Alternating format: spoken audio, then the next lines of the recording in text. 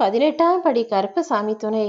என் தங்கப்பிள்ளையே, காலையிலிருந்தே உன்னிடம் ஒரு முக்கியமான அவசர செய்தியை சொல்வதற்காக தான் நான் காத்து கொண்டிருக்கிறேன். இந்த உலகத்தில் மனிதர்கள் யாருக்கும் எவருக்கும் உதவி செய்யக்கூடிய எண்ணம் பெரிதாக இல்லை.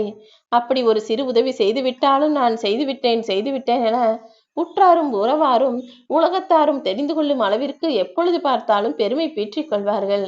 அப்படிப்பட்ட மனிதர்கள் இருக்கும் இடத்தில் நீ யாரும் அறியாமல் யாருக்கும் தெரியாமல் எவ்வளவோ நல்ல விஷயங்களையும் நன்மைகளையும் உதவிகளையும் செய்து கொண்டிருக்கும் போது உன் வாழ்க்கையை நான் அழகாய் மாற்றித்தராமல் இருந்து விடுவேனா? உனக்கு தீமை செய்தவர்களுக்கு எப்படி நான் தண்டனை கொடுக்கிறேனோ அதே போல நீ செய்த நன்மைகளுக்கும் பலனாக நான் உனக்கு அதிர்ஷ்டத்தையும் அற்புதத்தையும் அதிசயத்தையும் கூட உன் வாழ்வில் நிகழ்த்தப் போகிறேன். இது எல்லாமே உன் கண் முன்னால் தான் நடக்கப் போகிறது என் தங்கமே. அதற்கு முன்பாக உன் பிரச்சனைகளை எல்லாம் எல்லாரிடத்திலும் சொல்லிக் கொண்டிருக்காமல் கண்ட இடத்திலும் குப்பைகள் போடுவது போல பார்க்கும் மனிதர்களிடமெல்லாம் உன் கஷ்டத்தை சொல்லிக் கொண்டிருக்காமல் எல்லாவற்றையும் என்னிடம் ஒப்படைத்து விடு. உன்னை காக்க வேண்டியது என்னுடைய கடமைதானே. உன்னை காக்கும் கடவுளாய் இந்த கருப்பண்ணசாமி நான் இருக்கும்போது நீ எதற்காக கவலைப்படுகிறாய்? உன்னை பற்றி கவலைப்படாத மனிதர்களிடம் போய் உன்னுடைய பிரச்சனைகளையும் கஷ்டத்தையும் சொல்லி நீ கண்ணீர் சிந்தினாலும் அவர்கள் அதை பெரிதாக எடுத்துக்கொள்ளப் போவதில்லை. ஏனெனில் நீ என்ன சொன்னாலும் அது அவர்களுக்கு கதையாகவும் ஏதோ சொல்கிறாய் என்பது போலவும் பொழுதுபோக்காகவும் நேரத்தை போக்குவதாகவும் தான் இருக்கிறதே தவிர உன் கஷ்டத்திற்காக அவர்கள் எதுவும் செய்ய முன்வர மாட்டார்கள். சும்மா பாவம் அச்சச்சோ என்று கேட்டுக்கொள்வார்களே தவிர அடுத்த நாளே அதை மறந்து போய்விடுவார்கள் என் செல்லமே. நீ நல்லவனாக இருந்தும் இந்த உலகம் உன்னை குறை சொல்கிறது என்றால் அதற்காக நீ சோர்ந்து போகக்கூடாது. உனக்கு எவ்வளவோ கஷ்டங்கள் இருந்தும் அதை புரிந்து கொள்ளாமல் மனிதர்கள் உன்னை ஏதாவது சொல்கிறார்கள் என்றால் அதையும் நீ பெரிதுபடுத்த வேண்டாம். எதையும் கண்டுகொள்ளாமல் கடந்து போய்கொண்டே இரு. கூடிய சீக்கிரமே உன் வாழ்வில் நல்ல முன்னேற்றம் உண்டாகும். அப்போது உன்னை குறை சொன்னவர்கள் எல்லாம் அதே இடத்தில்தான் நின்று கொண்டிருப்பார்கள்.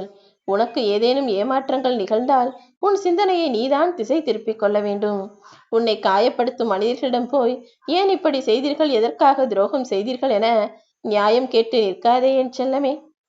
உண்மையிலேயே அவர்கள் நல்லவர்கள் நியாயமானவர்கள் என்றால் உனக்கு அப்படி ஒரு பிரச்சனையையும் கஷ்டத்தையும் ஏமாற்றத்தையும் துரோகத்தையும் செய்திருக்க மாட்டார்கள் தானே. இது எல்லாமே அவர்கள் அறிந்து செய்ததுதான்.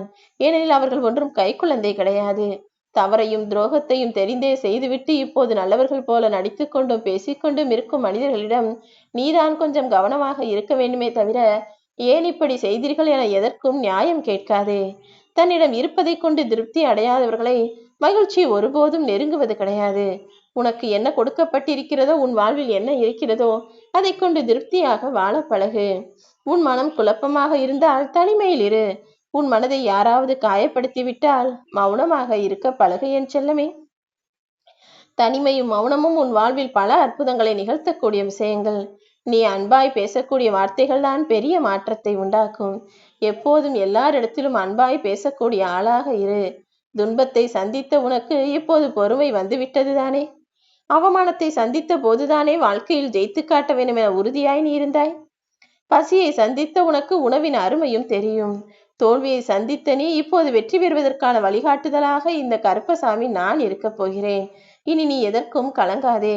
துன்பமும் அவமானமும் பசியும் உன்னுடைய கஷ்டமும் தோல்வியும் எல்லாமே சேர்ந்து இப்போது உனக்கு ஜெயிப்பதற்கான வழிகளை காட்டும். நீ எதற்குமே கலங்க வேண்டாம் என் செல்லமே. உனக்கு நடக்க வேண்டிய விஷயங்களை எல்லாம் நான் நல்லபடியாக நடத்தி தருகிறேன். நீ வாடி நின்ற போது உன்னை தேடி வந்து உதவியவர்களை ஒருபோதும் மறக்காதே. ஏனெனில் நீ தேடி சென்று உதவி கேட்டு உதவ மறுத்தவர்கள் எத்தனையோ பேர் இருக்கும்போது உனக்காக ஒரு சிலர் வந்து உதவி செய்தார்கள் தானே. எதிரி இருந்ததால் தான் நீ இந்த அளவிற்காவது ஜெயித்திருக்கிறாய். உனக்கு எதிரிகள் இருக்கிறார்களே என நினைத்து சோர்ந்து போகாதே. எதிரி இல்லை என்றால் இன்னும் நீ இலக்கை நோக்கி பயணிக்கவில்லை என்றுதான் அர்த்தம். எப்போதும் எந்த விஷயமாக இருந்தாலும் அடுத்தவர்கள் இடத்திலிருந்து சிந்திக்க தெரியாதவன் அடுத்தவனை பற்றி குறை சொல்லவே உரிமை இல்லாதவன். எப்போது எந்த விஷயம் நடந்தாலும் அந்த இடத்தில் நீ இருந்திருந்தால் என்ன செய்திருப்பாய், அவர்கள் சூழ்நிலையில் நீ இருந்திருந்தால் இந்த தப்பை செய்திருப்பாயா மாட்டாயா என யோசித்து அப்புறமாக தீர்ப்பு சொல்ல பழகு. ஏனெனில் அடுத்தவர்களை குறை சொல்வதென்பது மிகவும் சுலபமான விஷயம். ஆனால் அதே இடத்தில் அவர்கள் சூழ்நிலையில் நீ இருந்திருந்தால் என்ன செய்வாய் என யோசித்து செய்யப்பார் என் செல்லமே. உனக்கு நிறைய வசதி வாய்ப்புகள் இருக்கிறது என ஆடவும் வேண்டாம். எனக்கு வெறும் வறுமையும் கஷ்டமும் பிரச்சனையும் தான் இருக்கிறது என சோர்ந்து போகவும் வேண்டாம். அத்தனையும் மாறுவதற்கு ஒரு நாள் போதும். துன்பங்களும் துயரங்களும் நிறைந்த உன் வாழ்க்கையில் சிந்தித்து சமாளிக்க பழகி கொண்டு விட்டால் பொய்கள் உன்னை நெருங்க பயப்படும். ஆம் என் செல்லமே, எப்போதும் தைரியமான ஆளாக இரு. உனக்கு துணையாய் நான் இருப்பேன்.